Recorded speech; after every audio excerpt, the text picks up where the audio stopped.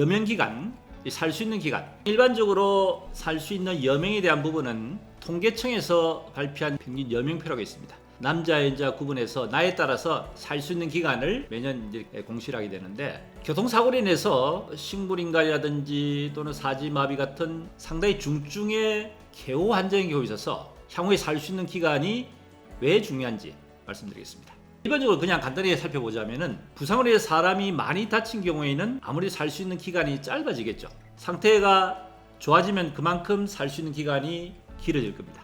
개호 환자는 것은 교통사고로 인해서 간병이 필요한 경우, 일상생활 동작에 있어서 음식을 먹는다든지 또는 보행을 한다든지 옷을 갈아입힌다든지 대소변 가린다든지 이런 일상생활 동작에 있어서 누군가의 도움이 필요한 환자를 개호 환자라고 그랬습니다. 이런 개호 환자의 경우에 있어서도 환자의 상태가 아주 심각하게 안 좋은 상태냐 또는 조금 나은 상태냐에 따라서 살 수 있는 기간이 길게도 되고 또 짧을 수도 있지 않겠습니까? 간병이 필요한 시간이 길다는 것은 그만큼 상태가 안 좋다는 것을 말씀드린 거고, 간병이 필요한 시간이 짧다는 것은 그만큼 손이 덜 가기 때문에 살 수 있는 기간이 길다는 이야기죠. 그렇다면은 개호 시간이 길수록 결과적으로 수명이 짧아진다는 얘기입니다. 살 수 있는 기간이 짧다는 이야기고, 개호 시간이 짧을수록 살 수 있는 기간이 길어진다. 즉 개호 시간과 여명에 대한 기준은 서로 반비례한다, 이렇게 이해할 수 있겠습니다. 그래서 개호 환자의 경우에 있어서는 개호 시간도 중요합니다만, 여명, 쉽게 얘기하면 환자가 살 수 있는 기간이 얼마나 길어지냐,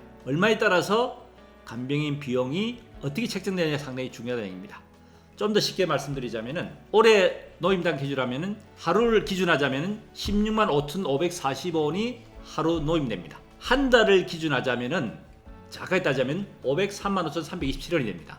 대략 그냥 500만 원 칩시다. 이 500만 원 기간이 한 달에 필요한 간병인 비용인데, 이 간병인 비용을 1년으로 기준하자면은 6천만 원이 되겠죠. 살 수 있는 기간이 1년 같으면은 6천만 원, 2년 같으면 1억 2천이 되겠죠. 물론 중간이자를 공제한 호판계수 공개를 합니다만, 그냥 산술적으로 볼 때는 한 달에 500만 원 기준으로 되는 그 개호 비용을 앞으로 얼마나 살 수 있느냐에 대한 여명기간까지 개선되기 때문에 살 수 있는 여명이 상당히 중요하지 않겠습니까? 그래서 이 여명에 대한 기간이 개호 환자에 상당히 중요하다. 그러면 여명에 대한 판정을 어떻게 하느냐 하는 말씀을 마지막으로 간단히 드리겠습니다. 이 여명에 대한 판단을 의사가 감정을 하지만, 의사가 신이 한다면 환자가 앞으로 얼마나 살 수 있는지를 누가 알 수 있겠습니까? 그렇기 때문에 본인의 주관적인 판단보다는 객관적인 자료에서 평가를 하는데, 그 자료라는 것이 본인의 임상적 경험도 중요하지만은 실무적으로 인정되는 책자가 배상과 보상의 의학적 판단이라는 신체 감정에 필요한 참고 책자가 있습니다. 이 참고 책자를 인용해 가지고 적용해야 되는데, 이 참고 책자의 내용을 보면은 완전히 의식이 없는 상태, 지속적 식물인간 상태를 기준하고, 지속적 식물인간 상태와 조금 상태가 나은 걸 최소의식 상태라고, 그보다 조금 더 나은 상태, 중증 뇌손상 상태, 이렇게 구분하고 있는데, 여기서 기준이 되는 것은 혼자 식사를 할 수 있느냐 할 수 없느냐는 것이 기준이 되고, 그 다음에는 지능, 그 다음에 손쓰기 또는 몸 굴리기, 이런 것들이 어느 정도의 상태에 따라서 통계청이 발표한 평균 여명에 비해서 20%냐 25%냐 30%냐 또는 40%냐 50% 이렇게 여명 기준을 구분한다는 말씀입니다.